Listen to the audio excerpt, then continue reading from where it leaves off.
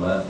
Mas na época ele podia se socorrer somente do modelo disponível, que era o modelo pavloviano, que é o modelo pobre, né? Ele dá conta de explicar uma parcela das ações humanas, mas certamente não dá conta de explicar aspectos mais refinados.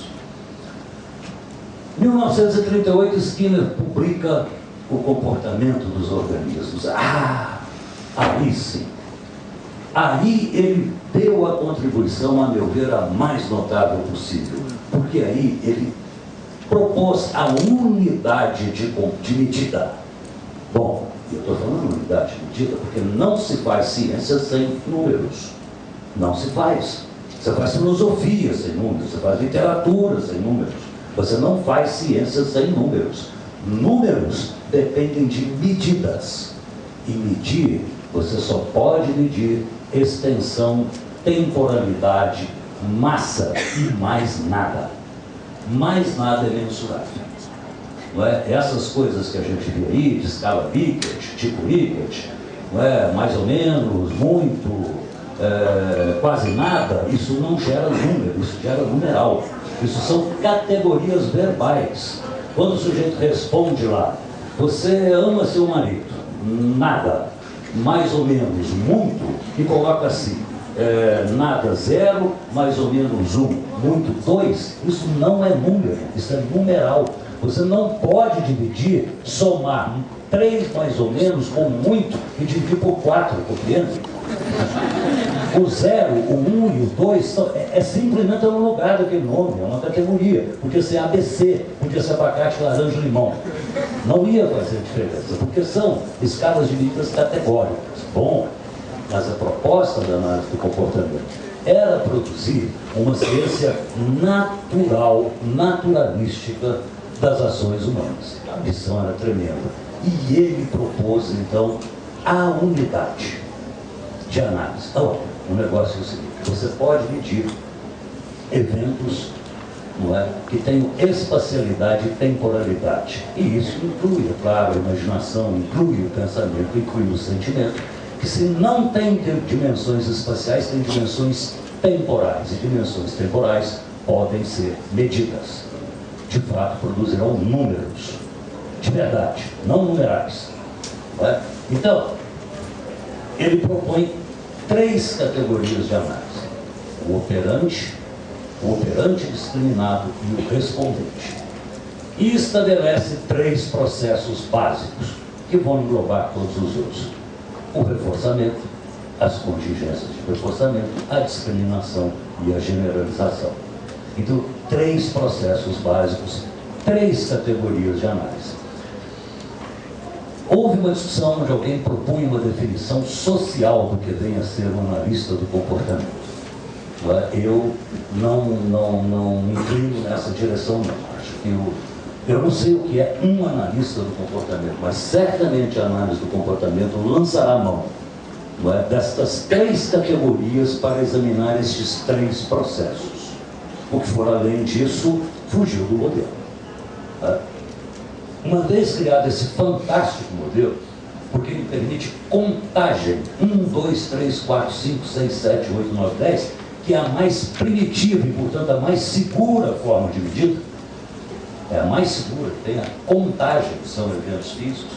Bom, então nós poderíamos começar a pensar em fazer uma ciência.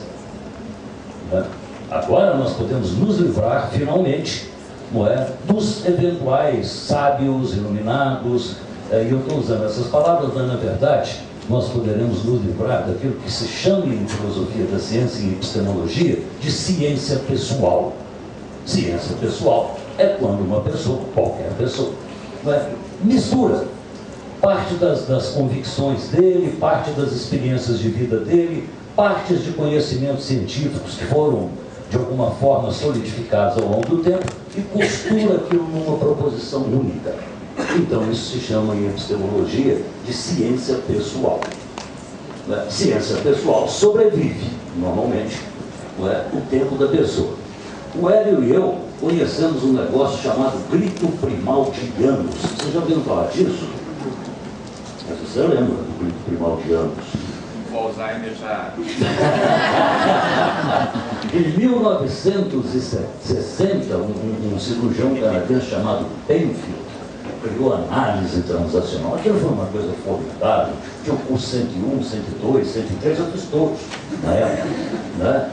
E aquilo era o afã do momento, né? Achava-se que aquilo era a resposta, puxa, é isso mesmo. Não é? Logo depois, para vir a Gestalt terapia, bom, não é mais aquilo, agora é a Gestalt, né? E as coisas seguiam, ou seguem esse rumo ainda na área da clínica. Não é aí que eu quero chegar ainda. Não é? Então, com estas, não é, proposições, que é a contingência de 3 termos, e eu disse 3, não é? A contingência de 3 termos, e estes processos básicos, não é? Aconteceu a possibilidade de um projeto naturalístico para estudar o comportamento humano. Ora, um dado da ciência natural é, por assim dizer, um dado dentro da gaveta. A nova geração pode começar a capitalizar em cima daquilo, construir em cima daquilo. Não é preciso voltar ao zero de cada vez. E aí, reza a lenda que um amigo de Skinner sentado com ele pergunta-se: o que você diria se eu disser que tem um escorpião preto agora no meu prato?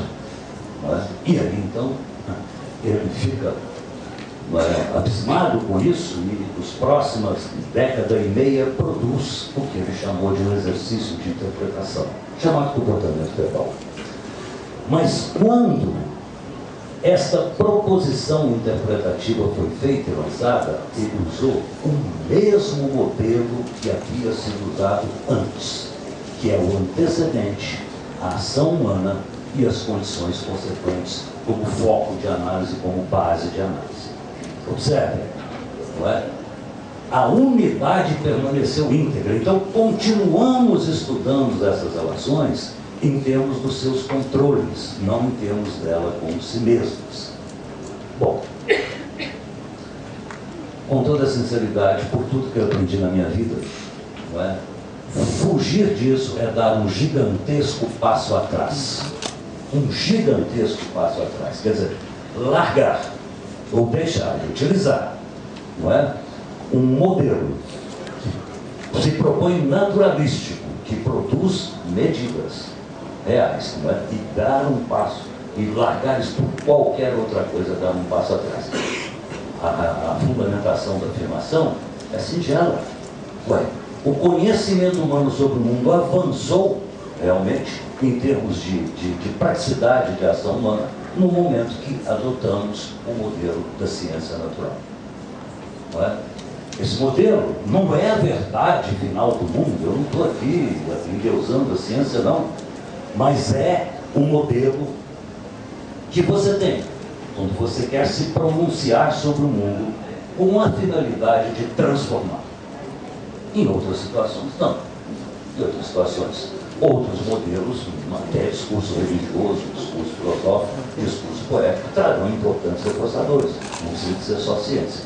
Mas eu quero um conhecimento que me permita agir sobre o mundo para transformar. Bom, até agora na história da humanidade, isso foi adquirido pelas ciências naturais. E a análise do comportamento se propõe como uma ciência natural.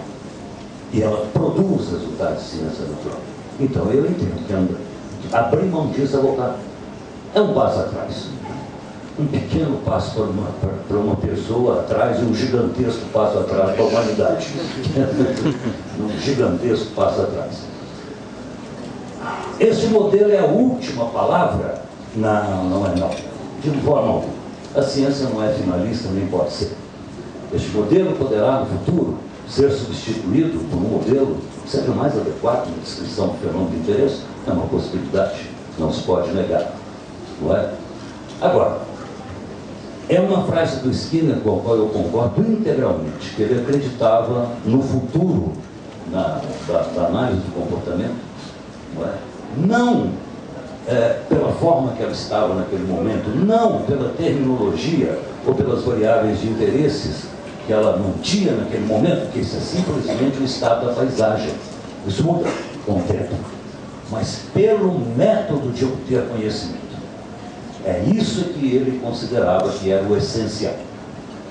Então aí agora, é deste ponto de vista que eu falo sobre a terceira onda, e não de qualquer outro ponto de vista. Então, os colegas, por exemplo, que não aderem a esse modelo, e que acreditam e ciências naturais. Não é um caminho interessante para se pesquisar psicologia? Bom, a isso eu não tenho muito a dizer, exceto que estamos em posições diferentes. E vivo aqui ferramos, convivamos muito bem, sem maiores problemas.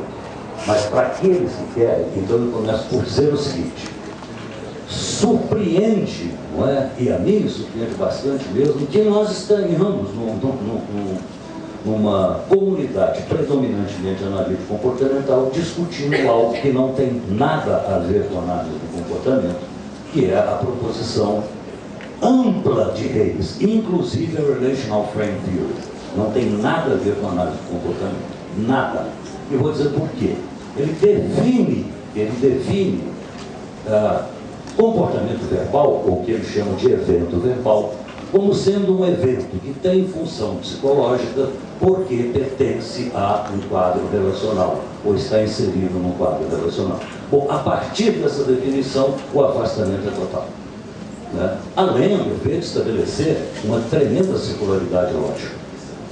Por que ele é um evento psicológico, verbal? Porque ele é psicológico. Porque você sabe que é psicológico, porque pertence a um quadro relacional. Como é que você sabe que ele pertence a um quadro relacional? Porque ele tem função psicológica. E por que ele tem função psicológica? Porque ele pertence a um quadro relacional.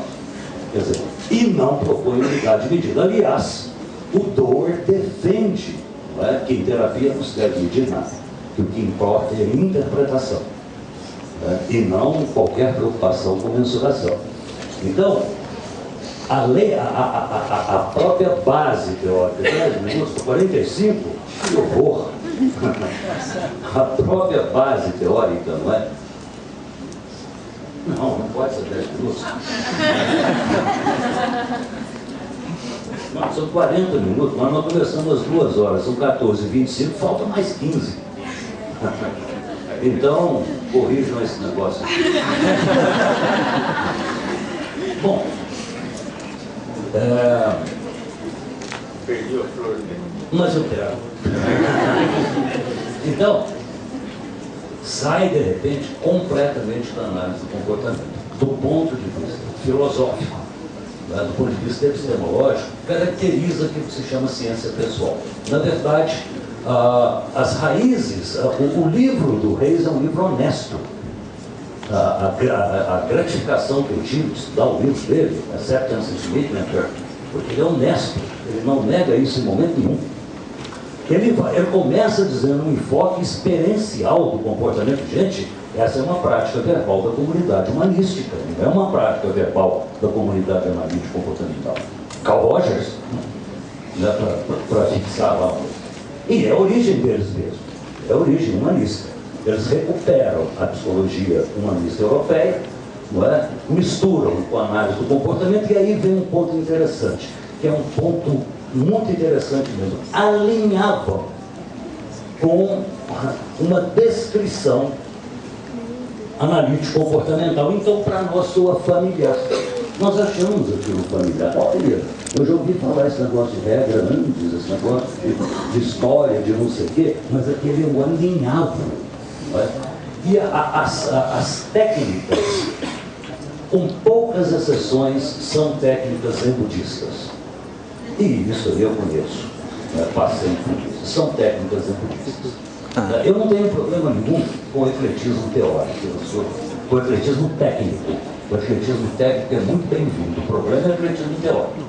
Não tem problema nenhum em usar técnicas de outras formulações, não. Desde que você saiba o que está fazendo, são 4 referências.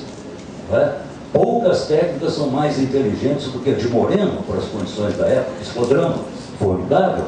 Mamãe não está aqui e você tem um problema com a mamãe. Eu faço um psicodrama onde alguém entra fazendo o papel de mamãe, aumenta o controle de estímulo de forma que você ensaia sob condições especiais, faz ensaio comportamental, e quando chega em casa com a mamãe, você tem uma probabilidade maior de responder como respondeu o cara, porque eu fiz essa aproximação de um estímulo com o outro. Genial, genial. Quando a pessoa fala na gestalterapia com a cadeira vazia, genial. Papai morreu, precisava de xingar ele. Não tem como. Mas aí eu começo a conversar com a cadeira e eu produzo eventos verbais. E quando eu produzo, eles são um objeto no mundo. e como são um objeto no mundo, eles passam a fazer parte das minhas consciências e permitem, então, novas discriminações que não seriam possíveis enquanto eu não os publicizasse. Então, não há problema do efetivo que tem. Não é? Agora, não há também, eu não vejo como, eu acho que o desafio é outro, né? O desafio não é propriamente mas esse negócio de arte é uma bobagem, isso não funciona, isso ninguém pode dizer. Isso é uma questão para pesquisa, isso não é uma questão teórica para ser resolvida. Não é? O desafio é, se funcionar, explicar por que funciona. É claro que parte daquilo que eles estão chamando de aceitação é de sensibilização coberta. Mas se você ficar pensando e falando, vai sensibilizar. Sobretudo porque o terapeuta arranja essas condições. Não é? Aquilo que se chama transformação de função é um pouco mais complicado. Não é? Não há transformação nenhuma, não há nenhum processo comportamental novo. Não é? A coisa pode ser, parece que o que eles chamam de transformação de função, ou as relações de igualdade, não é? Os eventos que eu vi podem ter mais de uma explicação dentro da análise comportamental. Alguns deles não é, são pura equivalência de estímulos. Quem estudou, quem é da área, viu lá o experimento de Graham Bayberry, não é, onde ele mostrou que você forma cadeias de equivalência com eventos privados. E ele demonstrou isso experimentalmente. E o experimento é elegante e pode ser reproduzido por vocês, não é um experimento complicado. E você pode, então, formar cadeias seguidamente de equivalências distintas por agentes internos. Parte é isso. Parte é mudança de controle da propriedade da condição estimuladora. A condição estimuladora não é unidimensional, ela tem mais de uma propriedade. Não é? E o terapeuta pode mudar a propriedade que está controlando, não é, aquela resposta.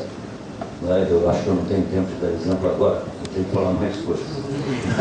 Outra parte, simplesmente classes de comportamento superior. Então depende muito aquilo que está sendo considerado de uma forma só, e é muito comum isso na análise do comportamento, né? A gente encontra, às vezes, um conceito riquíssimo como um conceito de inconsciente freudiano, um conceito poderosíssimo, que controla até hoje muita gente, não é? Ele tem um escopo de aplicabilidade muito grande. Mas quando você vai ver e falar isso com uma linguagem científica, você vai falar umas 30 relações diferentes que aquilo foi englobado naquele conceito único, um conceito ainda primitivo, claro. A pessoa estava se pronunciando em 1890. Né? Aliás, o conceito é tibetano, é de 1850. Freud foi falar nisso em 1890, um conceito ainda primitivo. Não é? Acontece muito quando a gente vê conceitos dessa forma sendo lançados, não é? E aí você, então, começa a pensar em termos analíticos comportamental, você vê que são várias instâncias. Há um outro problema com a arte. Não é? Duas características são típicas de uma intervenção analítico-comportamental. A intervenção in vivo, não é? E o caráter idiosincrático da intervenção. Nós temos muitas dificuldades com modelos que preconizam uma intervenção de pacote. Não é? Olha, primeiro você tem que fazer a desliteração, depois você tem que fazer a desfusão, depois você tem que fazer isso como se fosse um problema geral, como se fosse aplicável a todas as pessoas em todas as situações. Nós temos dificuldades com isso, porque a experiência mostra que não é assim. Não é? Bom, além disso, é claro, né, tirando o lingo comportamental, né, não há nada nesses processos de análise do comportamento. Né? Eu tenho quanto tempo mais? Vocês já corrigiram, cara? Corrigiram? Não, tem uns minutinhos, que bons. Né? Agora tem 10 minutos. Você é arte, não.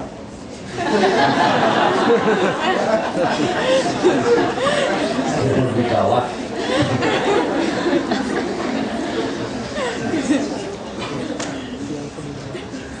Eu dizia então, de um ponto de vista epistemológico, de um ponto de vista científico, afasta-se da análise do comportamento completamente. Enquanto terapia, bom, aí mudou tudo. Mudou tudo, Porque terapia ainda está numa fase artesanal. Nós ainda estamos estudando, pouco sabemos disso, de todos os lados. E isso é preciso admitir com clareza, porque caberá a vocês, jovens, continuar isso e responder essa questão, que a gente está encaminhando, que vocês vão fazer isso com mais interesse, com mais vigor. Porque são mais novos, têm mais tempo. Daí eu pretendo sobreviver a todos nessa sala, mas o Hélio não. Então, vocês são muito importantes. A gente tem que partir desse contexto. Obviamente, quando você... E eu vi colegas que estão interessados na arte, análises belíssimas dentro da arte, extremamente convincentes. Igualdade, igualdade, igualdade, transformação de função. Igualdade, igualdade. Realmente convincentes. As pessoas são competentes, isso também. Agora, claro, ela verá no fenômeno aquilo que a teoria dela diz que deve ver. Como um psicanalista verá no mesmo fenômeno aquilo que a teoria dele diz que ele tem que ver. E como nós veremos no mesmo fenômeno aquilo que a nossa teoria nos diz que temos que ver. Mas isso é uma situação absolutamente diferente de ciência e uma análise epistemológica. Isso é um problema específico, que nós estamos enfrentando na terapia. E você entra aí naquela questão da discussão que na pesquisa em terapia é muito relevante, dos fatores específicos versus fatores comuns. Toda terapia implica numa interação, num encontro interpessoal. Toda, não se imagina uma que não possa ter isso. E você não pode retirar isso, para ver se isso tem alguma importância ou não tem. Então, toda terapia implica num terapeuta que está voltado para as necessidades do cliente. Então, são fatores comuns. E a pergunta, o debate continua. Quando há melhoras em terapia, isso se deve aos fatores comuns ou aos fatores específicos? Bom, vão à literatura que vocês vão achar muito engraçado. Os defensores dos fatores comuns mostram relações, por exemplo, no processo, que é a relação interpessoal com o terapeuta, da ordem de 70%, 80%, até 90% como responsáveis pelos efeitos terapêuticos observados. O pessoal que é contra mostra 10%, 15% de processo e o resto de fatores específicos. O que quer dizer simplesmente que o construto não está ainda bem sedimentado e, portanto, ele não pode ser bem estudado. Está faltando aí clarear o construto, o que chamamos de processo, o que chamamos de resultado, para que possamos estudar isso melhor. Quer dizer, nós temos um sério problema de estudo envolvido. Eu poderia afirmar, que a arte não dá resultado? Nunca, de maneira alguma. Primeiro, eu não estudei isso assim tão de perto, ainda não vi isso. Terceiro, porque os resultados que eu procurei de demonstrações deles não faz menções a princípios comportamentais, mas sim ao linguajar deles. Então são dados que eu não posso interpretar, a menos que tenha um esforço muito grande para que consiga interpretar. De qualquer forma, enquanto analista do comportamento, um seguidor da análise do comportamento, comprometido com um projeto original, que é o projeto da construção de um conhecimento naturalístico, a minha missão, a missão de qualquer um que esteja nessa posição, não é negar o fenômeno, mas é rejeitar a explicação para o fenômeno. Se funciona, eu quero saber por que funciona, eu vou me aproximar, mas eu vou rejeitar a explicação. Eu vou procurar uma explicação dentro do modelo explicativo que nós adotamos. Eu não sei, houve uma coisa de análise clínica do comportamento, e alguns colegas estão falando de análise clínica do comportamento. Bom, esse termo foi proposto pelo Duber. Eu sei que muitos colegas que falam em análise clínica do comportamento, de fato, estão trabalhando com terapias analítico-comportamentais. Mas eu não sei se é muito útil nomes diferentes, porque você fica sem saber exatamente o que é que está acontecendo e por que as pessoas estão fazendo.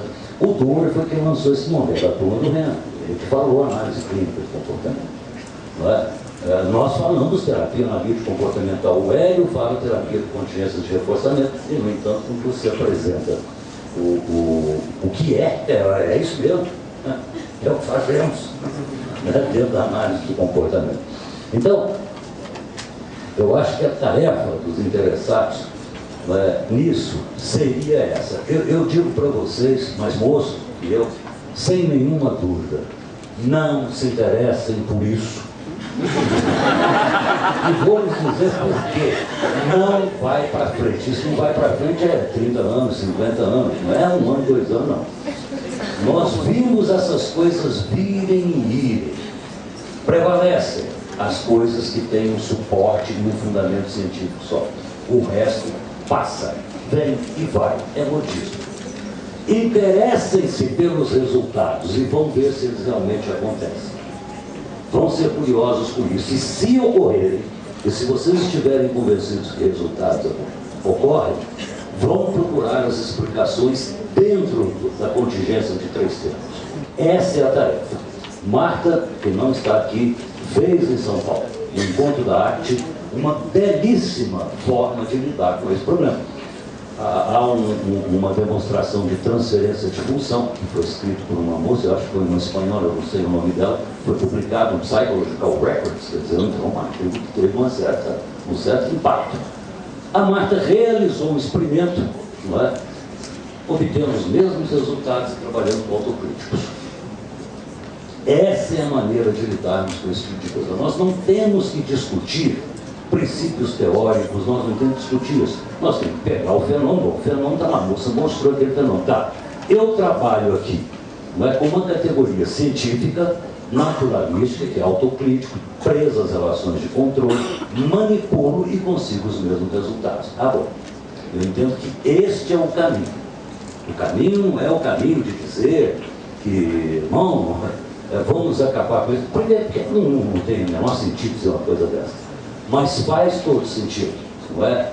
Permanecermos, eu entendo, não é? Rigorosamente dentro desse modelo até esgotar. Até esgotar. Pode ser que um dia chegamos à conclusão que não, o modelo é insuficiente. Até agora não. Todos os fenômenos tratados pela psicologia convencional, e eu não tenho a menor dúvida em colocar o arte dentro da psicologia convencional, dentro dessa tradição, nós temos conseguido oferecer uma explicação alternativa, com uma vantagem enorme de fazermos isso usando eventos físicos, numa relação claramente naturalística. Nós não apelamos para nada a não ser a natureza. Repito que o livro do Reis é honesto. Ele diz isso é uma terapia cognitivo-comportamental. Ele fala isso. Esse livro tem a ver com o que nós somos como pessoa, tem a ver com Mackenbaum, tem a ver, e ele cita todas as contribuições.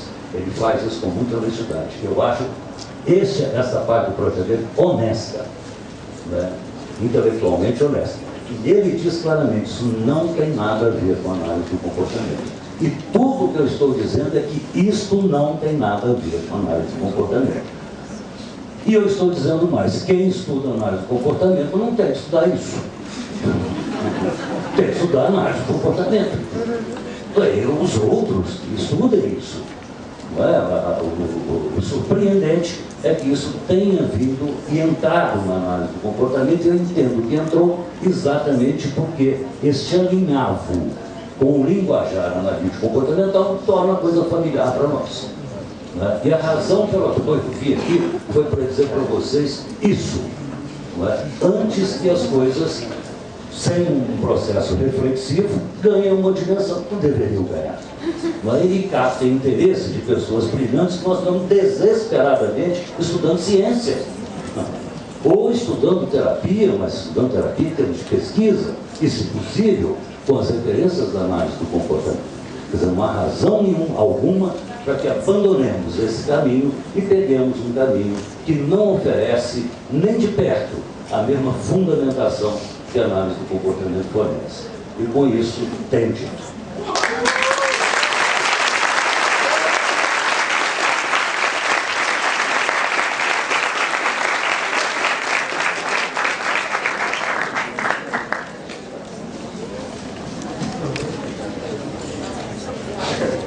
Eu vou dar